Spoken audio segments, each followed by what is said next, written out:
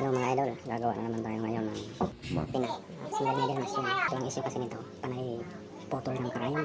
Panay putol ng karayom pagka nagbabacking o nagre-reverse. Kaya tatiming natin yung kanyang pedal cam timing.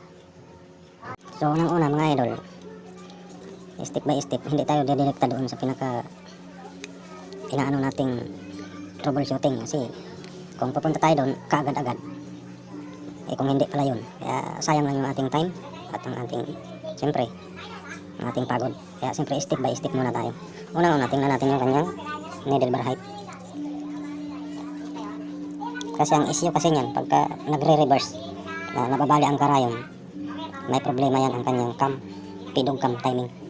Kaya tingnan muna natin para makuha natin ang tamang cam timing niya. Kukunin natin yung needle bar height. 16.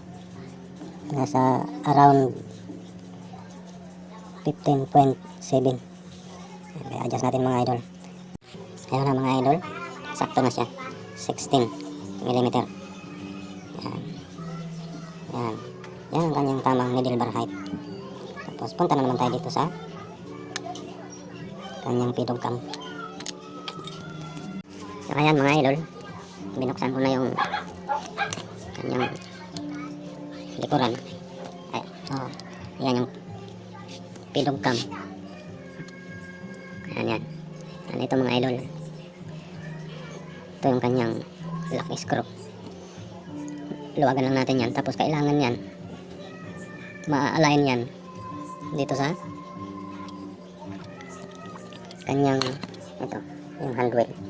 Yan, may dalawang screw yan. Yan, isa, dalawa. Dito sa pangalawa, dito yan dapat ma-align. Ito. Yan. So napakalayo mga idol. Malayo. Ayan.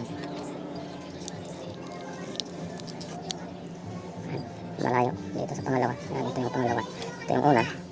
Sa pangalawa. Dito yan dapat naka-align. Ayan, ito. Dalawa din yan. Isa. Tapos dalawa.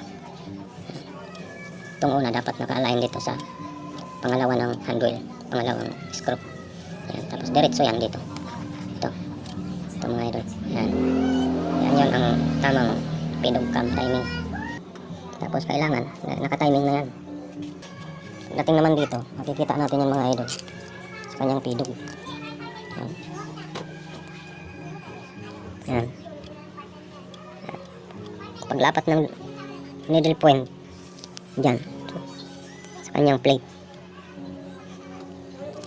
kailangan yung kanyang pedal or yung ngipin ng idol ay pantay na pantay lang sa pressing plate. Yan. Yan po mga idol, sana nakatulong. Maraming salamat.